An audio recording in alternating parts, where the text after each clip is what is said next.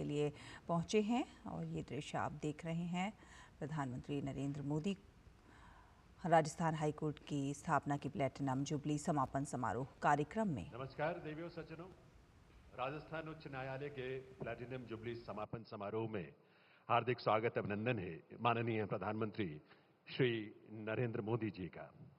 महोदय, आज आप इस ऐतिहासिक अवसर पर हम सब के बीच यहां मुख्य अतिथि के रूप में पधारे हैं। यह हम सब के लिए परम सौभाग्य की बात है। इस अवसर पर मंच पर गरिमामयी उपस्थिति है राजस्थान के राज्यपाल माननीय श्री हरिभाऊ किशनराव बागड़े जी और माननीय मुख्यमंत्री राजस्थान श्री भजनलाल शर्मा जी। आपका भी आप सबके करतल ध्वनि के साथ देवियों सज्जनों बहुत बहुत स्वागत अभिनंदन इन विभूतियों का।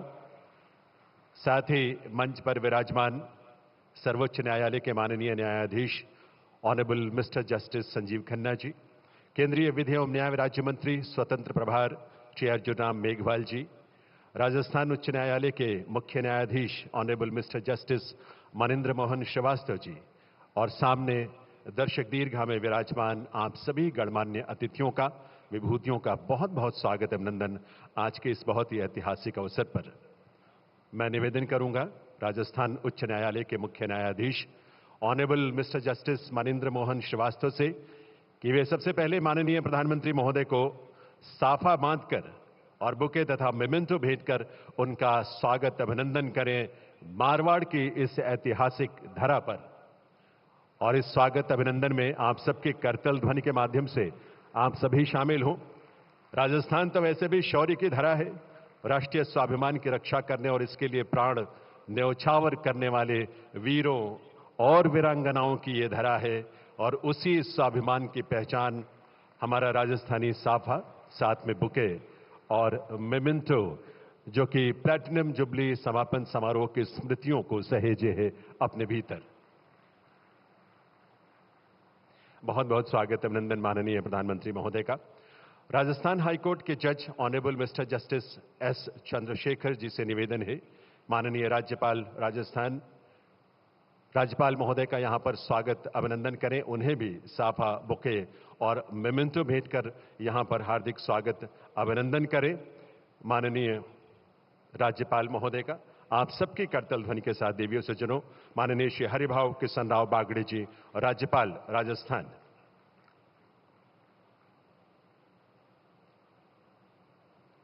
यह हम सबके लिए बहुत ही ऐतिहासिक अवसर है। 75 वर्षों की गौरवशाली यात्रा को सहेजे पूरे वर्ष भर के कार्यक्रमों के बाद ये प्लैटिनम जुबली समापन समारोह माननीय प्रधानमंत्री महोदय की गरिमामयी उपस्थिति में यहां आरंभ हो रहा है। बहुत बहुत स्वागत अभिनंदन। राजस्थान हाईकोर्ट के जज honourable mister justice Pankaj Bhandari से निवेदन है माननीय मुख्यमंत्री राजस्थान श्री भजनलाल शर्मा जी का स्वागत करें, उन्हें भी एक साफा बांधकर, साफा पहनाकर, साथ में बुके और एक स्मृति चिन्ह भेंटकर उनका भी स्वागत, उनका भी अभिनंदन आप सबकी करतल ध्वनि के साथ देवियों सज्जनों आप सबकी तालियों के साथ।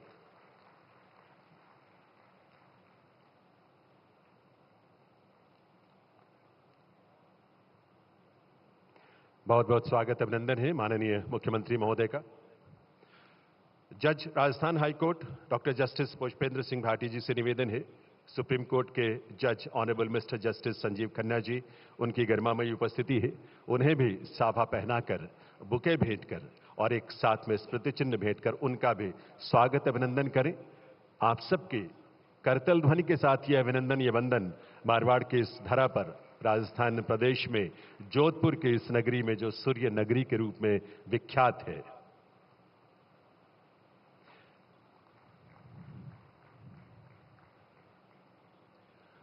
और अब मैं इसके बाद निवेदन करूंगा राजस्थान हाईकोर्ट के जज मिस्टर जस्टिस दिनेश मेहता से कि वे केंद्रीय विधि एवं न्याय राज्य मंत्री स्वतंत्र प्रभार श्री अर्जुन राम मेघवाल जी को भी साफा पहनाकर, बुके और मेमेंटो भेंटकर उनका भी इस अवसर पर स्वागत अभिनंदन करें।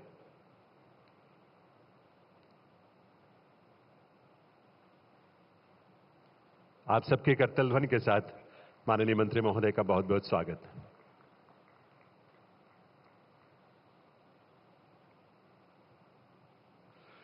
मिस्टर जस्टिस विनीत माथुर जी से निवेदन है मंच पर आकर राजस्थान हाईकोर्ट के माननीय मुख्य न्यायाधीश honourable mister justice Manendra Mohan Shrivastava ji को साफा पहनाएं इस मंच पर।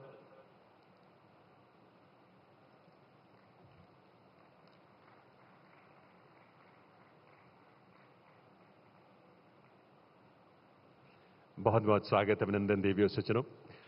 राजस्थान उच्च न्यायालय की 75 वर्षों की जो गौरवशाली यात्रा रही है, उससे अनेक रूपों में हमने समेटने का और सहेजने का प्रयास किया है।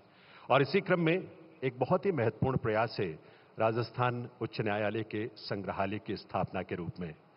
मैं इस अवसर पर निवेदन करूंगा माननीय प्रधानमंत्री महोदय से कि वे रिमोट का बटन दबाकर इस संग्रहालय का उद्घाटन कर अपने कर कमलों से करने की कृपा करें। माननीय प्रधानमंत्री महोदय से निवेदन है, वर्चुअल तरीके से इसका उद्घाटन होगा और ये बहुत ही ऐतिहासिक तमाम दस्तावेजों को अपने आप में समेटे। रेयर फोटोग्राफ्स इसमें शामिल हैं, प्रख्यात न्यायविदों की जीवनियां जिसमें शामिल की जाएं, उनके योगदान को प्रदर्शित किया गया है।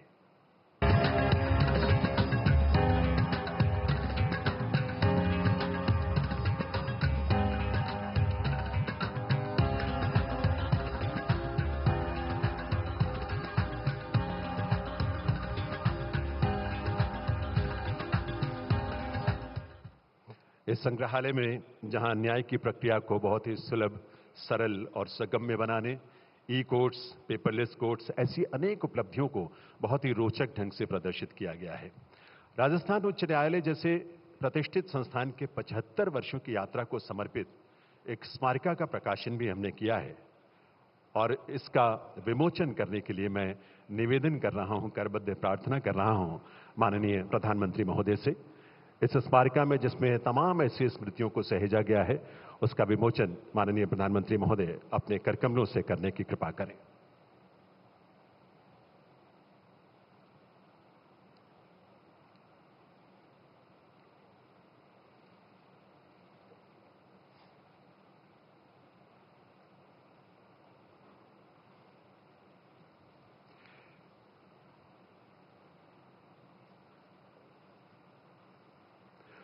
बहुत ही विस्तृत विवरणों के साथ अनेक स्मृतियों को इस सॉवनियर में, इस स्मारिका में समाहित किया गया है, उसे शामिल किया गया है आने वाली पीढ़ियों के लिए और हम सब के लिए, जो एक प्रेरणा स्रोत के रूप में रहेगा।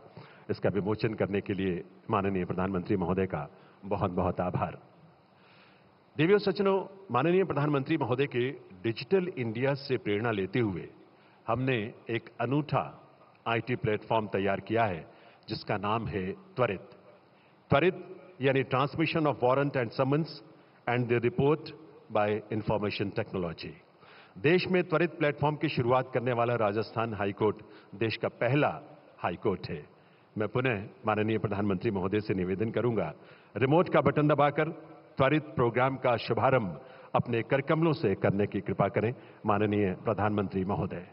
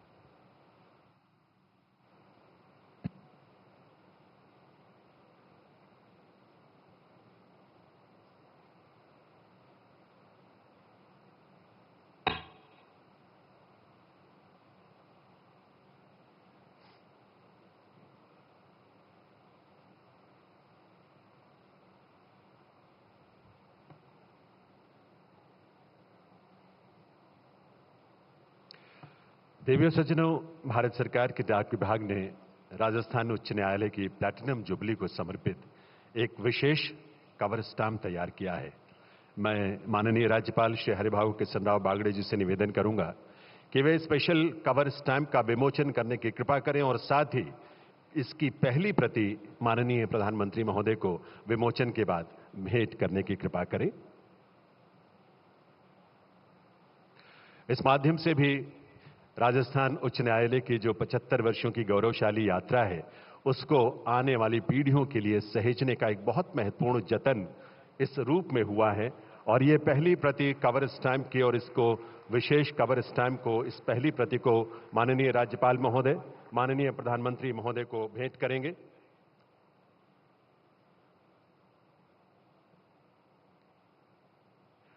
और माननीय प्रधानमंत्री महोदय उसे स्वीकार करेंगे।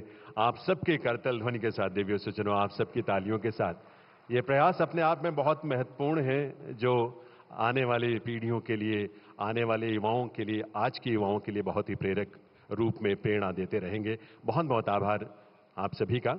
और अब मैं निवेदन करूंगा राजस्थान उच्च न्यायालय के माननीय मुख्य न्यायाधीश honourable mister justice Manindra Mohan Shrivastava से कि वे अपने स्वागत संबोधन के लिए पधारें।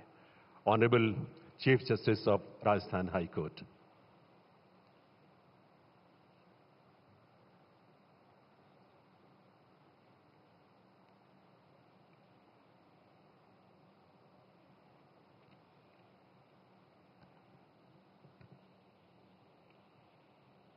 Hammagadi, Sadar Abhinandan, welcome to all in Suranagari.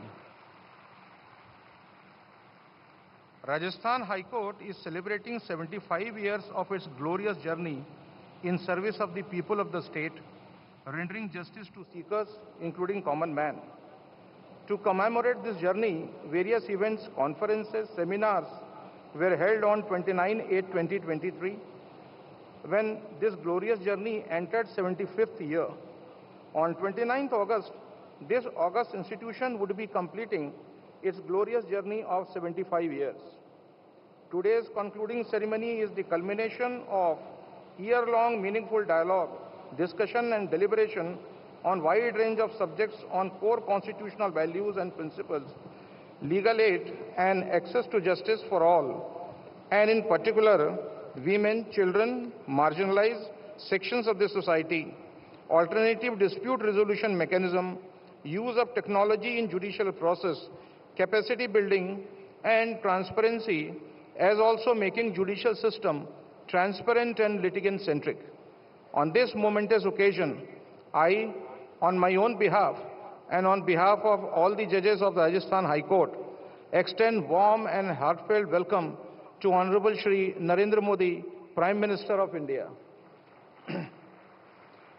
Honorable Prime Minister's august presence as the Chief Guest of this concluding ceremony has made today's event very memorable and historic for not only the people of the state, but the entire legal fraternity of the state. Inspiring presence of Honorable Prime Minister in Platinum Jubilee function of Rajasthan High Court, I am sure, will motivate the entire judiciary to tread on the path of justice and uphold the rule of law and serve common man.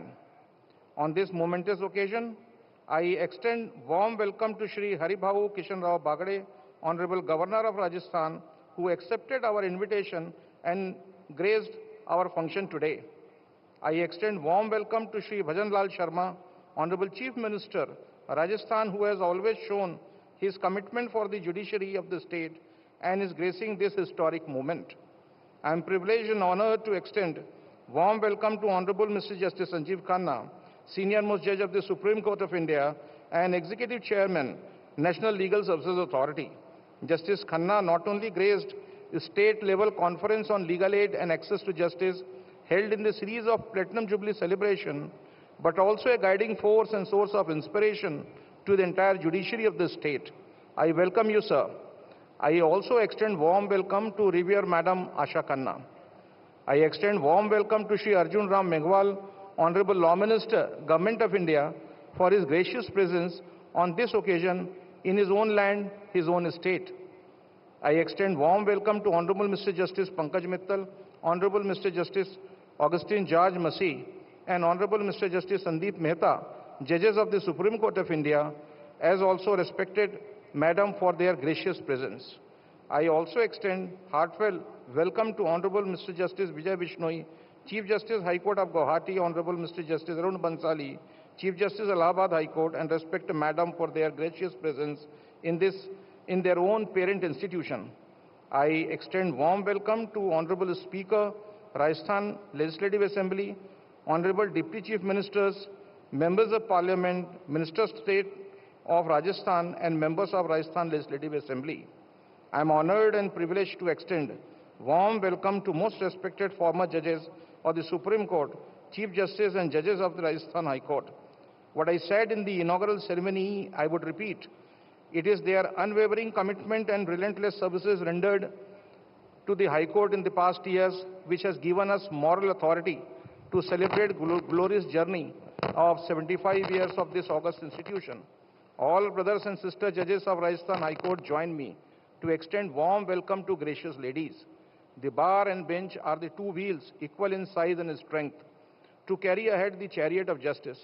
The pivotal role played by the bar in making Rajasthan High Court a glorious institution is no less than the judges.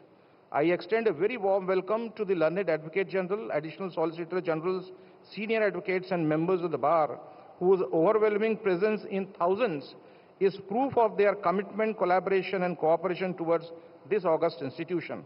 I also extend welcome to all the officers in the administration, police and armed forces, as also academicians, doctors, engineers and members of the civil society. I also welcome all the officers of the Registry of the High Court, Rajasthan State Legal Services Authority, Rajasthan State Judicial Academy and all the judicial officers who have come from all parts of the state and present today. However, as we celebrate this historic occasion, it is imperative that we also engage in self-introspection and address the pressing challenges facing the judiciary. The increasing backlog of cases, the need for greater access to justice, and ever-evolving complexities of law are amongst hurdles that demand our attention, suitable plan, and seamless execution.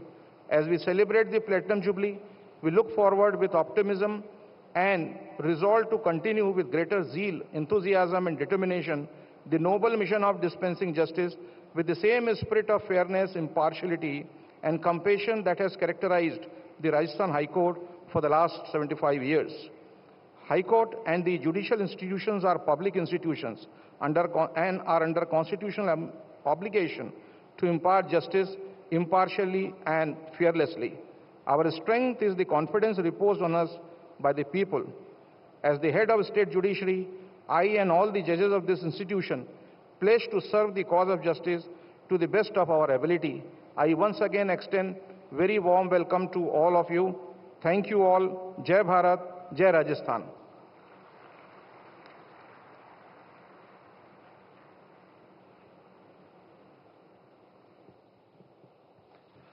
बहुत बहुत आभार माननीय मुख्य न्यायाधीश राजस्थान उच्च न्यायालय honourable mister justice Mahendra Mohan Shrivastava का उनके स्वागत संबोधन के लिए। मैं अब अनुरोध करूंगा केंद्रीय विधि एवं न्याय राज्य मंत्री स्वतंत्र प्रभार श्री अर्जुन राम मेघवाल जी से कि वे इस अवसर पर अपने संबोधन के लिए पधारें। माननीय मंत्री महोदय।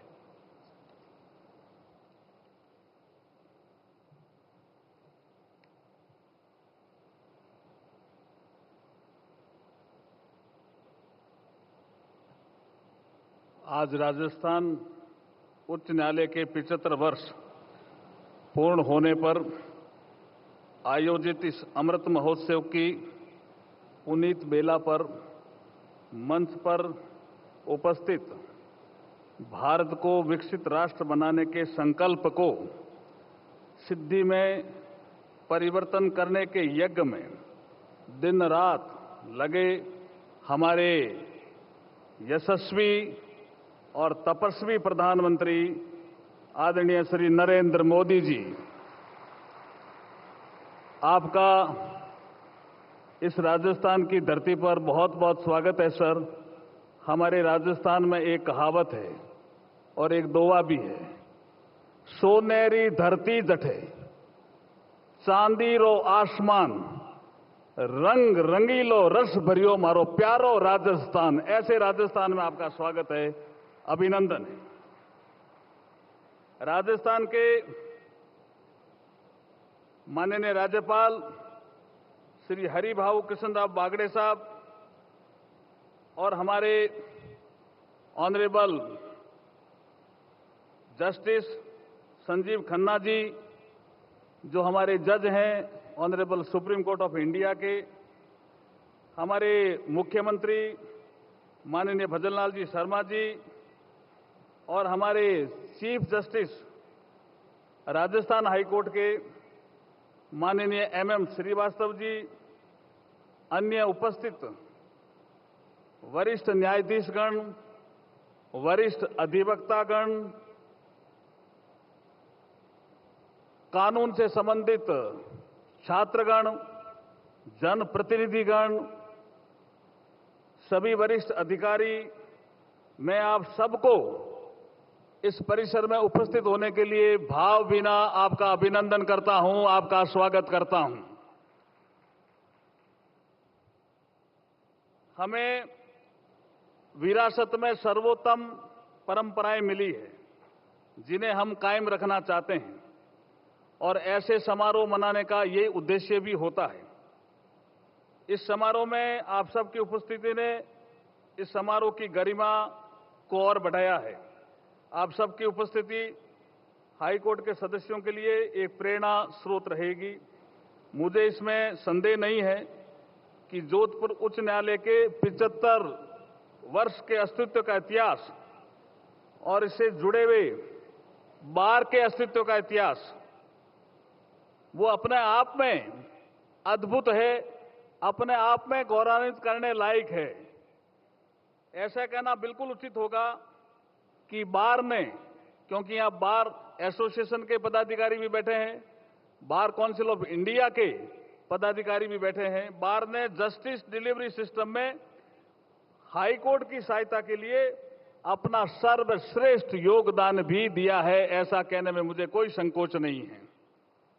राजस्थान के इस हाई कोर्ट का उद्घाटन जयपुर के महामहिम महाराजा सवाई मानसिंह जी द्वारा 29/8/1949 को 1949 को जोधपुर में किया गया था, और उसके 75 वर्ष पूरे हो रहे हैं। इसलिए अगर हम 75 वर्ष की यात्रा देखें तो इसमें बहुत से न्यायाधीश हैं जिन्होंने अपना बहुत योगदान दिया है, लेकिन जस्टिस आर.एम. लोढ़ा वो इसी हाईकोर्ट से निकले और देश के चीफ जस्टिस ऑफ इंडिया भी बने। मैं उनका भी यहां स्वागत करता हूं। वो टेक्निकली जस्टिस दलवीर भंडारी जी राजस्थान हाईकोर्ट के नहीं थे, लेकिन इसी शहर से थे, इसी धरती से थे। वो इंटरनेशनल कोर्ट ऑफ जस्टिस में न्यायाधीश के पद पर रहे, इसलिए मैं उनका भी यहां इस मंच से स्वागत करता हूं और अभिनंदन करता हूं। ऐसे कई गणमान्य व्यक्तित्व जिन्होंने जोधपुर में वकालत करते हुए विभिन्न उच्च न्यायालयों के चीफ जस्टिस के पद पर कार्य करते हुए भी और भी हैं, जिनका भी मैं इस मंच से सबका स्वागत करता हूं। मैं इस अवसर पर एक और आपको बधाई देना चाहता हूं। हाईकोर्ट के 75 साल हुए, हमारे संविधान को लागू हुए भी 75 साल हो गए। आधुनिक गणराज्य के रूप में भारत की नींव हमारा गौरवशाली संविधान है, जिसकी आधारशिला ही न्याय है। बाबा साहब भीमराव अंबेडकर जी को किसी ने पूछा था कि अगर प्रस्तावना की आत्मा को कहना पड़े तो आप क्या कहेंगे, तो उन्होंने कहा कि लिबर्टी, इक्वलिटी और फ्रेटर्निटी ये हमारे संविधान के प्रस्तावना की आत्मा है। जब उनको पूछा गया कि संविधान की आत्मा का जिक्र करेंगे और उनके लिए कि आप क्या कहेंगे कि कौन सी संविधान की आत्मा है, तो उन्होंने कहा आर्टिकल 32 मैं मानता हूं कि ये संविधान की आत्मा है। ये बाबा साहब का कोट था। ऐसे संविधान जिसके 75 साल माननीय प्रधानमंत्री जी के निर्देशानुसार हम पूरे देश में मना रहे हैं। हमारा संविधान हमारा सम्मान। एक कार्यक्रम में हमारे chief justice of India honourable doctor D.Y.. Chandrachud साहब भी उस कार्यक्रम में थे।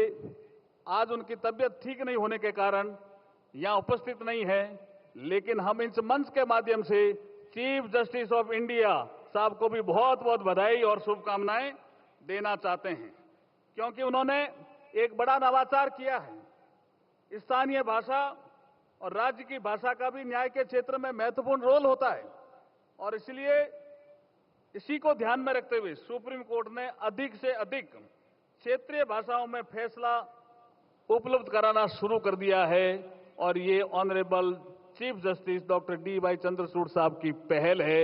हम आपका बहुत बहुत स्वागत और अभिनंदन करते हैं।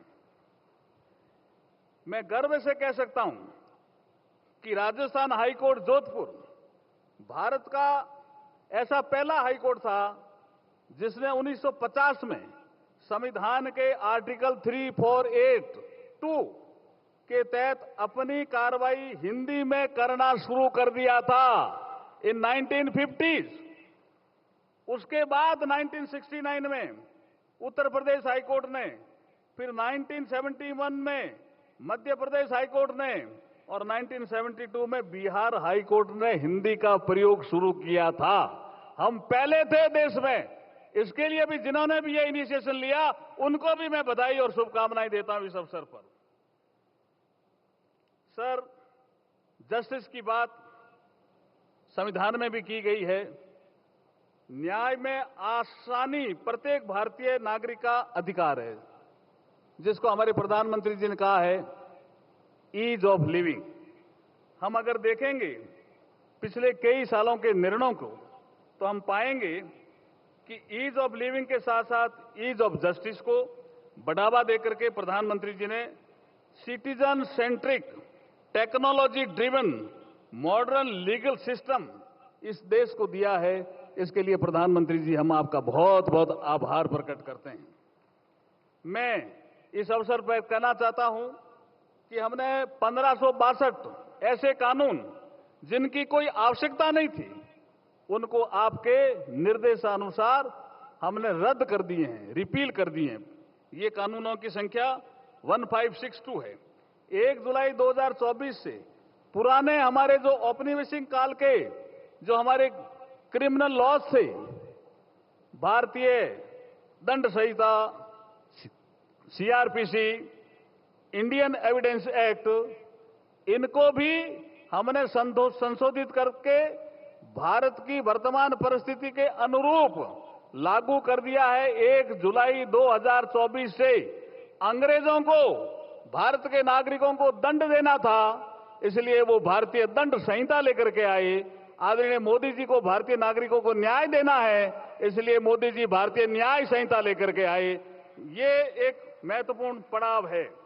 मैं इस संबंध में पुनः आप सबको बधाई देता हुआ, अपनी शुभकामनाएं देता हुआ, अपनी वाणी को विराम देता हूं, और एक 75 साल का जो ये इतिहास है, इसमें न्याय तंत्र में जो विश्वास है ये हमेशा बना रहे और बना रहेगा।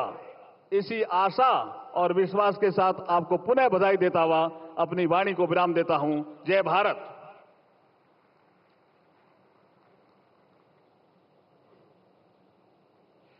बहुत बहुत आभार माननीय केंद्रीय मंत्री महोदय श्री अर्जुन राम मेघवाल जी का।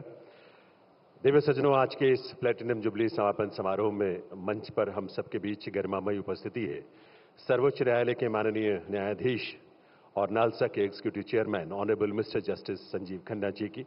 मैं उनसे निवेदन करूंगा, honourable mister justice Sanjeev Khanna से, कि वे इस अवसर पर अपने संबोधन के लिए पधारें।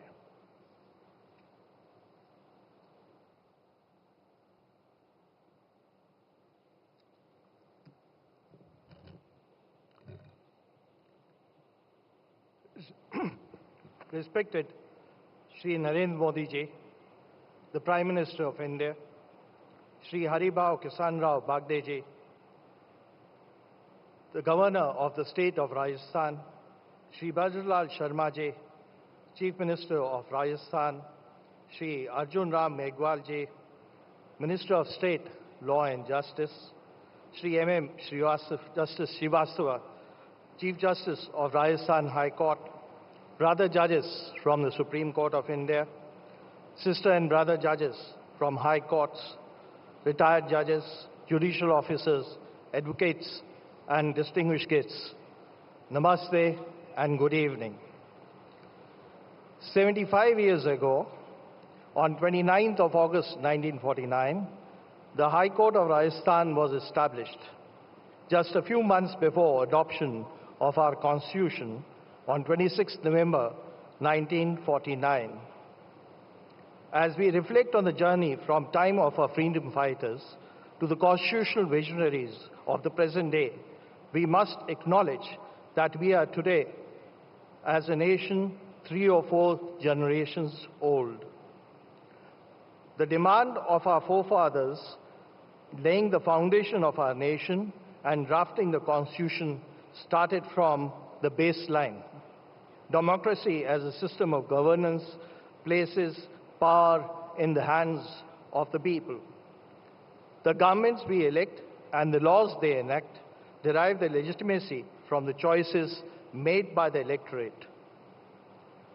To effectuate our common constitutional goals, the forefounders enshrined justiciable fundamental rights like the right to equality, the right to life, the freedoms to speech and thought and association, among others.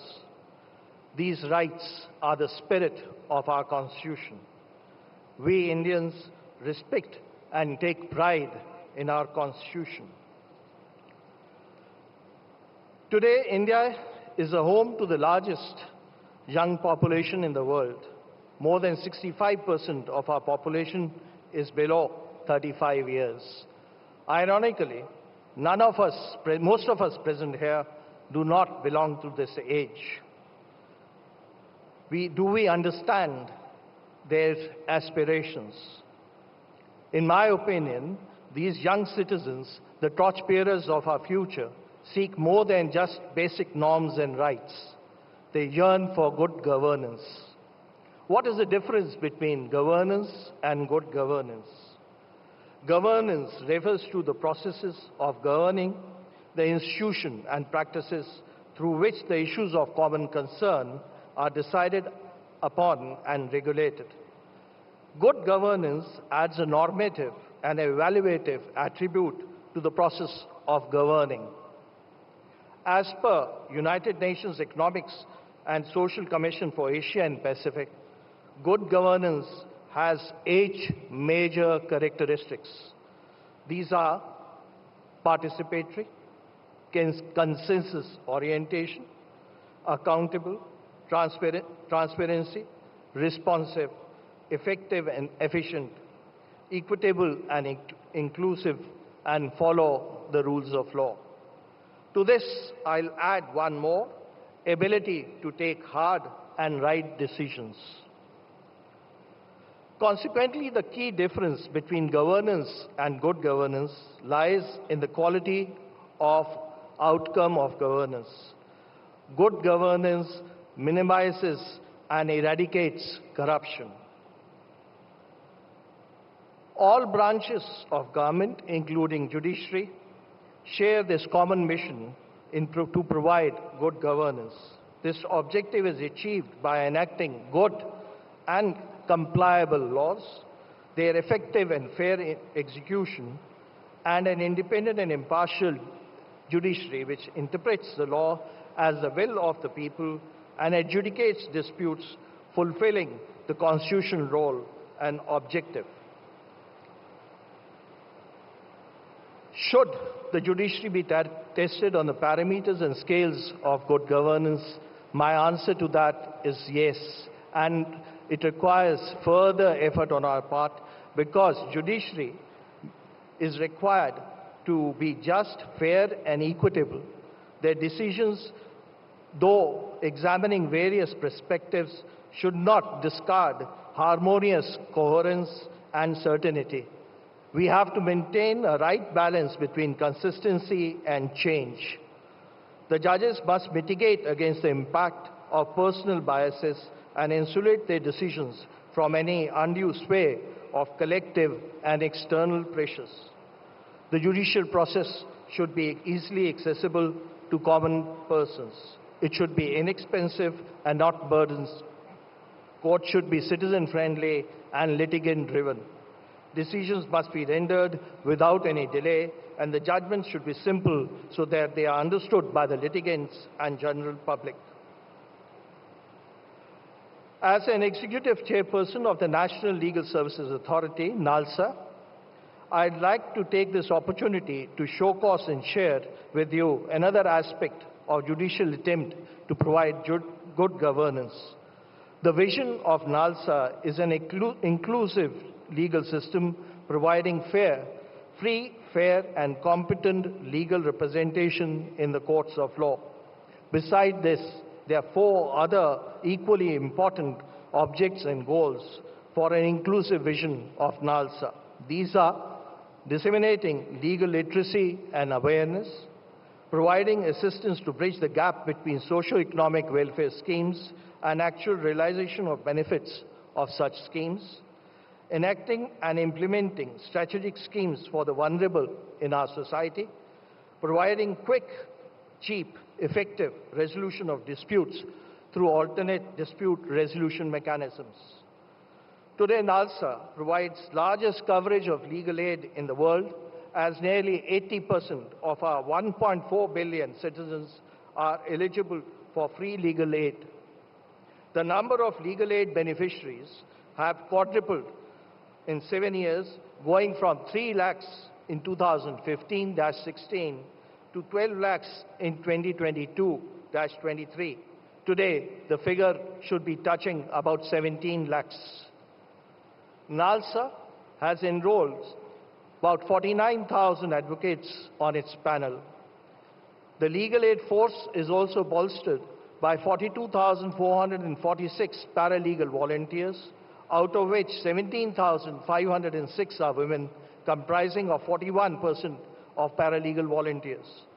We have set up 11,800 legal services clinics, out of which 1,196 clinics have been set up in the jails.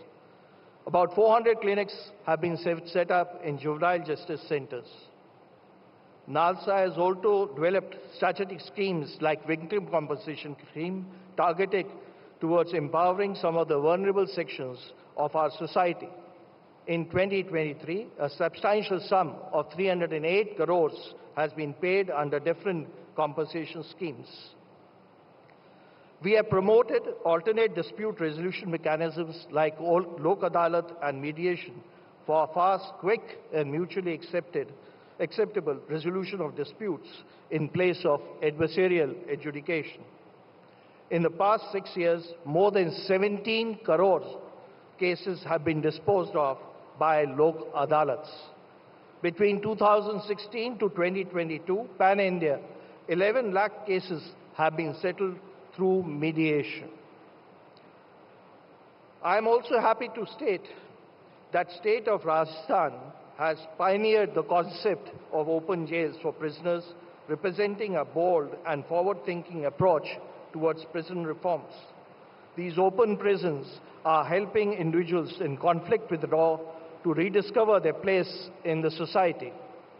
Out of around 6,000 convict prisoners, Rajasthan proudly hosts 1,400 prisoners in conflict with law in 23 such camps or open-air jails. Rajasthan also has the highest number of pro bono lawyers in the country. 1,198 lawyers have enlisted themselves to provide pro bono services to those in need. Let us work towards a society where governance and fundamental rights are not seen as opposing forces, but as partners in pursuit of progressive, strong, as well as just, equitable, and harmonious India. This is a vision we must all commit to, where governance truly serves the people, where the well-being of others and the society and every individual are protected and cherished. Thank you and Jai Hind.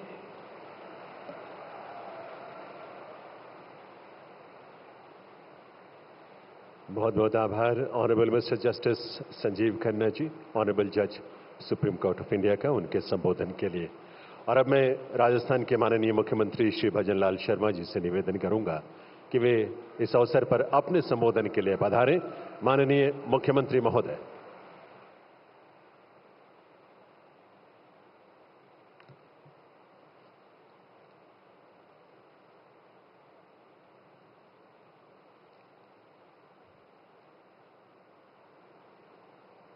Bharat माता की। बारिश है, थोड़ा सा इंद्र भगवान भी अच्छे काम के लिए मदद करता है। एक बार जोर से भारत माता की। आज के इस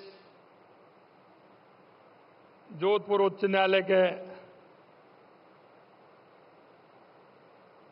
75 वर्ष पूरे होने पर प्लेटिनम जुबली के इस समारोह में दुनिया के सबसे बड़े नेता, देश के यशस्वी और कर्मशील प्रधानमंत्री सम्मानीय नरेंद्र मोदी जी, एक बार मैं आपसे कहूंगा कि राजस्थान के इस धरती पर जोरदार तालियों के साथ आप सभी माननीय प्रधानमंत्री जी का स्वागत करें। राजस्थान के माननीय राज्यपाल श्री हरिभाऊ किशनराव बागड़े जी,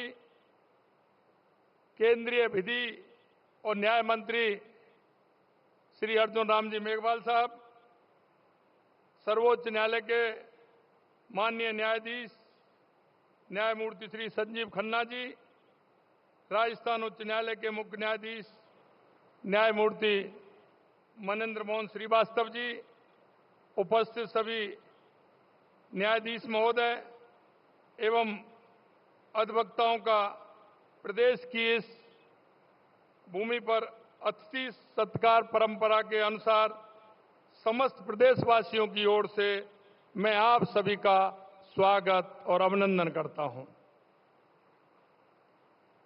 आज हम सभी के लिए हर्ष और आनंद का विषय है कि हम सभी यहां उच्च न्यायालय के प्लेटिनम जुबली समारोह में एकत्रित हुए हैं। राजस्थान उच्च न्यायालय का यह स्वर्णिम इतिहास रहा है। राजस्थान उच्च न्यायालय का नाम उन 9 उच्च न्यायालयों में गर्व के साथ लिया जाता है जिन्होंने देश में आपातकाल के दौरान भी न्याय के सिद्धांतों की रक्षा करने का काम किया था। जब आपातकाल के दौरान नागरिक अधिकारों का हनन हो रहा था, तब इस न्यायालय ने यह सुनिश्चित किया कि व्यक्ति अपनी गिरफ्तारी और हिरासत को चुनौती दे सके। यह निर्णय इस बात का प्रमाण है कि न्यायालय ने हमेशा कानून का शासन का सम्मान किया है और उसकी रक्षा के लिए हमेशा खड़ा रहा है। 1949 में इसके शुभारंभ के बाद यहां के कई माननीय न्यायमूर्तियों ने सर्वोच्च न्यायालय में बतौर न्यायाधीश सेवाएं भी दी हैं। यह इस न्यायालय के लिए गौरव की बात है कि ऐसे न्यायविदों ने यहां से शुरुआत की और देश के न्यायपालिका में उच्च स्थानों तक पहुंचे। राजस्थान में न्यायपालिका, कार्यपालिका, विधायिका एक टीम की तरह काम कर रही है। इसी का परिणाम है कि लोक अदालतों में प्रदेश सरकार और न्यायपालिका ने अच्छा काम किया है। इसकी वजह से ढेरों मामले आपसी समझाइश से सुलझे हैं और उन लोगों को लंबी कानूनी प्रक्रिया से निजात भी मिली है। यशस्वी प्रधानमंत्री जी ने त्वरित कानून व्यवस्था सुनिश्चित करने के लिए वर्षों पुराने कानूनों को खत्म करने, नए कानूनों से प्रक्रिया को आसान बनाने और नियमों के सरलीकरण जैसे काम किए हैं। माननीय प्रधानमंत्री जी ने आधुनिकीकरण, डिजिटलाइजेशन और सरलीकरण पर जोर दिया है, क्योंकि कोई भी संस्था या ऑफिस यह कितना भी महत्वपूर्ण है, इसके बिना जनता का विश्वास नहीं जीत सकती।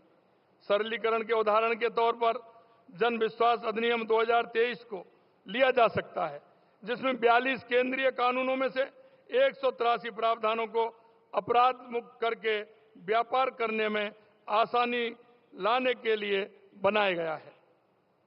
इस तरह के कदम से आम जन का विश्वास बढ़ता है और व्यवस्था अधिक प्रभावशाली तथा पारदर्शी भी होती है। आधुनिकीकरण के लिए हम एक उदाहरण के तौर पर मिशन कर्मयोगी देख सकते हैं। ये देखने में आता है कि कई बार अधिकारियों को कानूनों की जानकारी नहीं होती, मामला अदालतों में चला जाता है। इस समस्या के समाधान को मिशन कर्मयोगी के माध्यम से हल किया जा सकता है। जहां ऐसे कोर्स हैं जिनके माध्यम से अधिकारी वर्ग को कानूनों के प्रति जागरूक बनाया जा सकता है, राजस्थान में हमने मिशन कर्मयोगी में बहुत गंभीरता के साथ काम किया है, क्योंकि मिशन कर्मयोगी के माध्यम से अधिकारियों को कानून संबंधी विषयों में विशेषज्ञता हासिल करने का मौका मिल रहा है।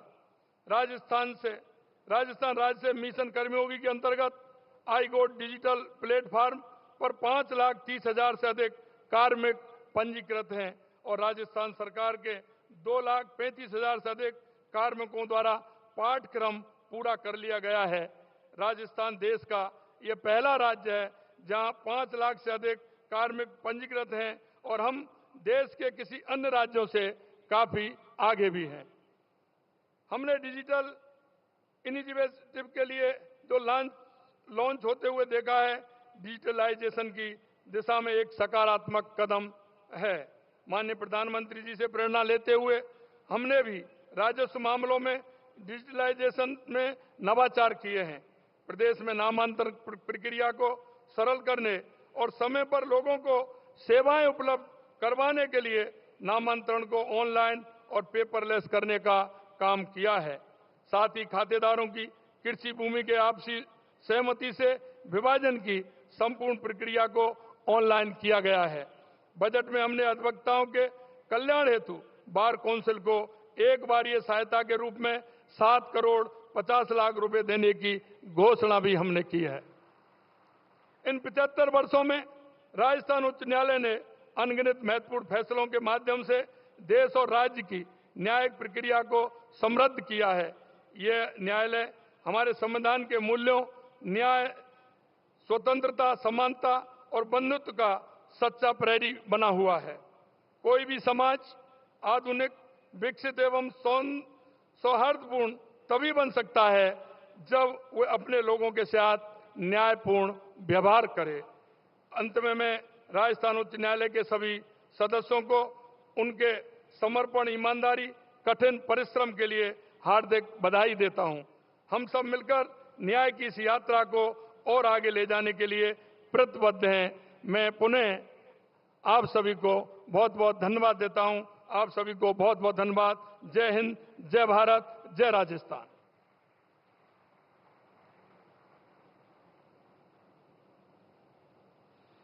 बहुत बहुत आभार माननीय मुख्यमंत्री श्री भजनलाल शर्मा जी का।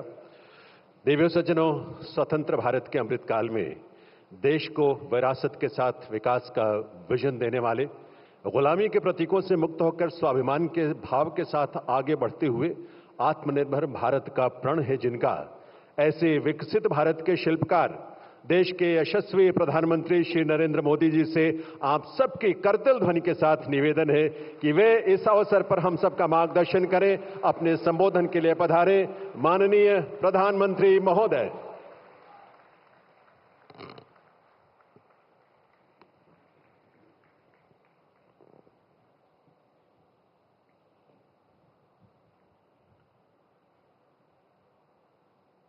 कार्यक्रम में उपस्थित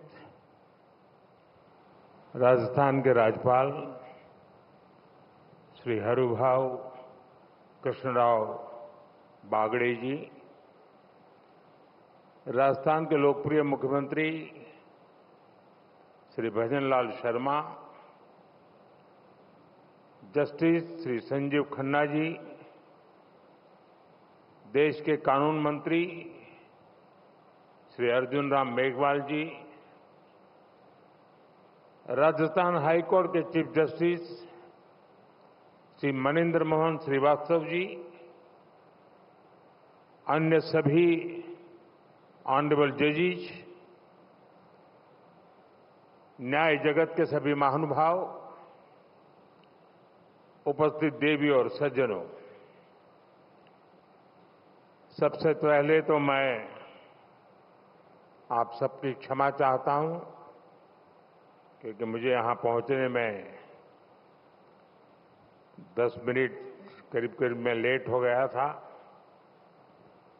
क्योंकि मैं महाराष्ट्र से निकला, लेकिन वेदर के कारण समय पर नहीं पहुंच पाया और इसके लिए मैं आप सबकी क्षमा चाहता हूं। साथियों, मुझे खुशी है कि मैं आज राजस्थान उच्च न्यायालय के प्लेटिनम जुबली समारोह में आप सबके बीच आने का मुझे अवसर मिला है। राजस्थान हाईकोर्ट के 75 वर्ष ऐसे समय में हुए हैं जब हमारा संविधान भी 75 वर्ष पूरे करने जा रहा है। इसलिए ये अनेक महान लोगों की न्याय निष्ठा और योगदानों को सेलिब्रेट करने का उत्सव भी है। ये संविधान के प्रति हमारी आस्था का उदाहरण भी है। मैं आप सभी न्यायविदों को, राजस्थान के लोगों को इस अवसर पर बधाई देता हूं, उन्हें शुभकामनाएं देता हूं। साथियों, राजस्थान हाईकोर्ट के अस्तित्व से हमारे राष्ट्र की एकता का इतिहास भी जुड़ा है। आप सब जानते हैं, सरदार वल्लभ भाई पटेल ने जब 500 से ज्यादा रियासतों को जोड़कर देश को एक सूत्र में पिरोया था, उसमें राजस्थान की भी कई रियासतें थी। जयपुर, उदयपुर और कोटा जैसी कई रियासतों के अपने हाईकोर्ट भी थे। इनके इंटीग्रेशन से राजस्थान हाईकोर्ट अस्तित्व में आया, यानी राष्ट्रीय एकता ये हमारे जुडिशियल सिस्टम का भी फाउंडेशन स्टोन है। ए फाउंडिंग स्टोन जितना मजबूत होगा, हमारा देश और देश की व्यवस्थाएं भी उतनी ही मजबूत होगी। साथियों, मेरा मानना है न्याय हमेशा सरल और स्पष्ट होता है, लेकिन कई बार प्रक्रियाएं उसे मुश्किल बना देती हैं। ये हम सबकी सामूहिक जिम्मेदारी है कि हम न्याय को ज्यादा से ज्यादा सरल और स्पष्ट बनाएं। और मुझे संतोष है कि देश ने इस दिशा में कई ऐतिहासिक और निर्णायक कदम उठाए हैं। हमने पूरी तरह से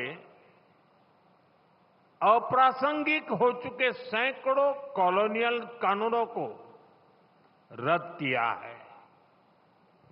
आजादी के इतने दशक बाद गुलामी की मानसिकता से उभरते हुए देश ने इंडियन पिनल कोड की जगह भारतीय न्याय संहिता को एडॉप्ट किया है। दंड की जगह न्याय, ये भारतीय चिंतन का आधार भी है।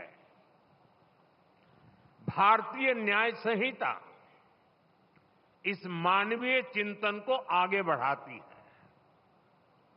भारतीय न्याय संहिता हमारे लोकतंत्र को कॉलोनियल माइंडसेट से आजाद कराती है। न्याय संहिता की ये मूल भावना ज्यादा से ज्यादा प्रभावी बने, ये दायित्व अब हम सभी के सामने है। साथियों, बीते एक दशक में हमारा देश तेजी से बदला है। कभी हम 10 साल पहले 10वें पायदान से ऊपर उठकर दुनिया की 5th लार्जेस्ट इकोनॉमी बन गए हैं। आज देश के सपने भी बड़े हैं, देशवासियों की आकांक्षाएं भी बड़ी हैं। इसलिए ये जरूरी है कि हम नए भारत के हिसाब से नए इनोवेशन करें और अपनी व्यवस्थाओं को आधुनिक बनाएं। ये जस्टिस फॉर ऑल, इसके लिए भी उतना ही जरूरी है। हम देख रहे हैं क्या टेक्नोलॉजी हमारे जुडिशियल सिस्टम में इतना अहम रोल निभा रही है। आईटी रिवॉल्यूशन से कितना बड़ा बदलाव हो सकता है,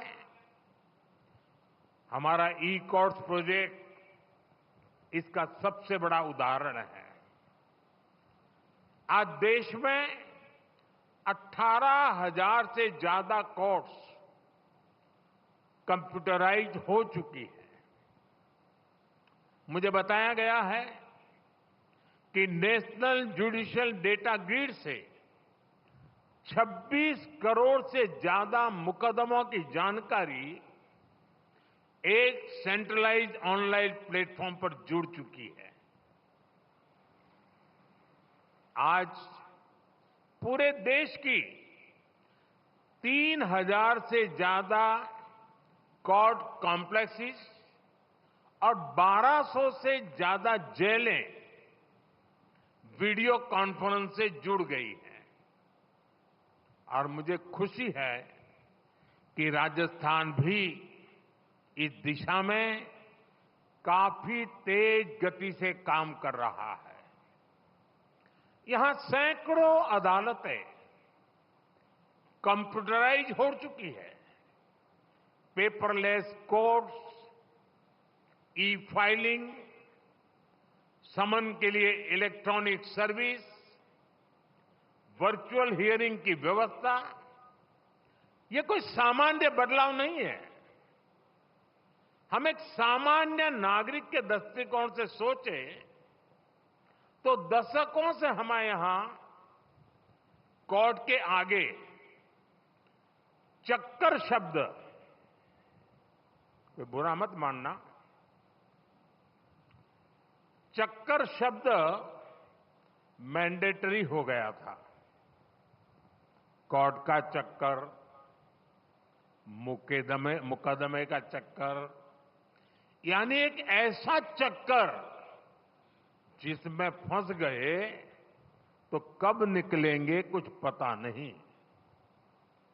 आज दशकों बाद उस सामान्य नागरिक की पीड़ा को खत्म करने, उस चक्कर को खत्म करने के लिए देश ने प्रभावी कदम उठाए हैं। इससे न्याय को लेकर नई उम्मीद जगी है।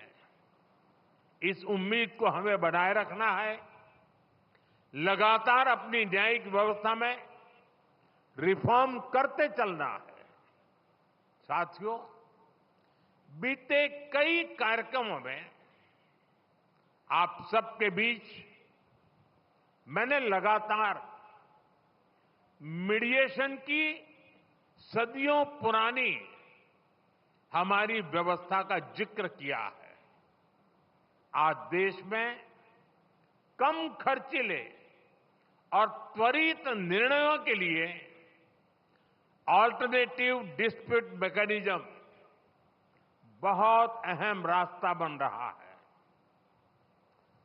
वैकल्पिक डिस्प्यूट मैकेनिज्म की ये व्यवस्था देश में ईज ऑफ लिविंग के साथ ही ईज ऑफ जस्टिस को भी बढ़ावा देगी। कानूनों में बदलाव करके नए प्रावधान जोड़कर सरकार ने इस दिशा में कई कदम उठाए हैं। न्यायपालिका के सहयोग से ये व्यवस्थाएं और ज्यादा सशक्त होगी।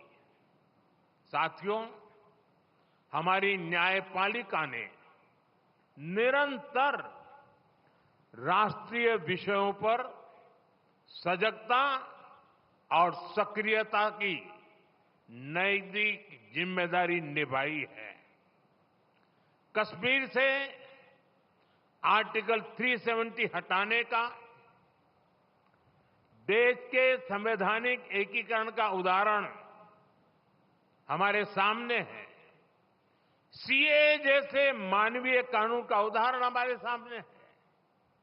ऐसे मुद्दों पर राष्ट्रहित में स्वाभाविक न्याय क्या कहता है, ये हमारी अदालतों के निर्णयों से पूरी तरह से स्पष्ट होता रहा है।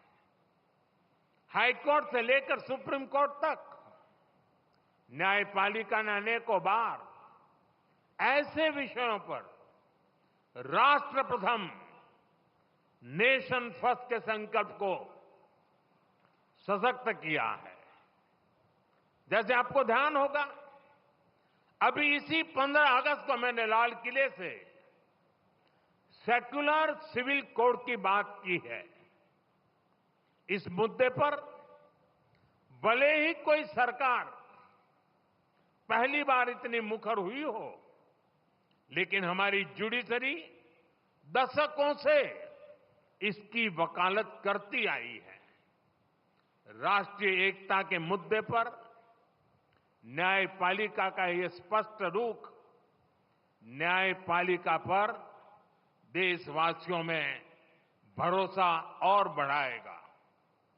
साथियों, 21वीं सदी के भारत को आगे ले जाने में जो शब्द बहुत बड़ी भूमिका निभाने वाला है, वो है इंटीग्रेशन। ट्रांसपोर्ट के मोड्स का इंटीग्रेशन, डेटा का इंटीग्रेशन, हेल्थ सिस्टम का इंटीग्रेशन। हमारा विजन है कि देश के जो भी आईटी सिस्टम अलग अलग काम कर रहे हैं, उन सभी का इंटीग्रेशन हो। Police, forensics, process service mechanism और सुप्रीम कोर्ट से लेकर जिला अदालतों तक सभी एक साथ जुड़कर काम करें। आज राजस्थान की सभी डिस्ट्रिक्ट कोर्ट्स में इस इंटीग्रेशन प्रोजेक्ट की शुरुआत हुई है। मैं आप सभी को इस प्रोजेक्ट की सफलता के लिए शुभकामनाएं देता हूं। साथियों, टेक्नोलॉजी का इस्तेमाल आज के भारत में गरीब के सशक्तिकरण का ट्राइड एंड टेस्टेड फॉर्मूला बन रहा है। पिछले 10 वर्षों में इसे लेकर कई ग्लोबल एजेंसीज और संस्थाओं ने भारत की भरपूर तारीफ की है। डीबीटी से लेकर यूपीआई तक कई क्षेत्रों में भारत का काम एक ग्लोबल मॉडल बनकर उभरा है। अपने उसी अनुभव को हमें जस्टिस सिस्टम में भी इंप्लीमेंट करना है। इस दिशा में टेक्नोलॉजी और अपनी भाषा में लीगल डॉक्यूमेंट्स का एक्सेस, ये गरीब के सशक्तिकरण का सबसे प्रभावी माध्यम बनेगा। सरकार इसके लिए दिशा नाम के इनोवेटिव सॉल्यूशन को भी बढ़ावा दे रही है। हमारे लॉ स्टूडेंट्स और अन्य लीगल एक्सपर्ट्स इस अभियान में हमारी मदद कर सकते हैं। इसके अलावा देश में स्थानीय भाषाओं में लीगल डॉक्यूमेंट्स और जजमेंट्स लोगों को मिल सके, इसके लिए भी काम होने हैं। हमारे सुप्रीम कोर्ट ने इसकी शुरुआत की है। सुप्रीम कोर्ट के मार्गदर्शन में एक सॉफ्टवेयर बना है जिसे जुडिशियल डॉक्यूमेंट्स 18 भाषाओं में ट्रांसलेट हो सकते हैं। मैं ऐसे सभी प्रयासों के लिए हमारी जुडिशरी की भी सराहना करता हूं। साथियों, मुझे विश्वास है हमारी कोर्ट्स ईज ऑफ जस्टिस को इसी तरह सर्वोच्च प्राथमिकता देती रहेगी। हम जिस विकसित भारत का स्वप्न लेकर आगे बढ़ रहे हैं, उसमें हर किसी के लिए सरल, सुलभ और सहज न्याय की गारंटी हो, ये बहुत जरूरी है। इसी आशा के साथ आप सभी को एक बार फिर राजस्थान हाईकोर्ट की प्लेटिनम जुबली की मैं हार्दिक बधाई देता हूं, अनेक अनेक शुभकामनाएं देता हूं। बहुत बहुत धन्यवाद। बहुत बहुत आभार माननीय प्रधानमंत्री महोदय का उनके इस प्रेरक संबोधन के लिए। एक बार आइए खड़े होकर हम आभार व्यक्त करें करतल ध्वनि के साथ माननीय प्रधानमंत्री महोदय का। उनका विजन, उनकी दृष्टि और उनके प्रयास इस देश को विकसित राष्ट्र बनाने के लिए 2047 तक विकसित भारत के निर्माण के लिए हम सबका नेतृत्व कर रहे हैं। बहुत बहुत आभार माननीय प्रधानमंत्री महोदय का, उनकी गरिमामयी उपस्थिति के लिए, उनके संबोधन के लिए, उनकी प्रेरणा के लिए और उनके उस नेतृत्व के लिए भी जो इस देश को मिल रहा है इस अमृतकाल में, और ये देश निरंतर प्रगति की राह पर आगे बढ़ रहा है। आज के इस अवसर पर यहां हम सबके बीच गरिमामयी उपस्थिति रही माननीय राज्यपाल श्री हरिभाव किशन राव बागड़े जी, माननीय मुख्यमंत्री श्री भजनलाल शर्मा जी, साथ ही आभार honourable mister justice Sanjeev Khanna, जज सुप्रीम कोर्ट ऑफ इंडिया, केंद्रीय विधि एवं न्याय राज्य मंत्री स्वतंत्र प्रभार श्री अर्जुन राम मेघवाल जी का भी बहुत बहुत आभार।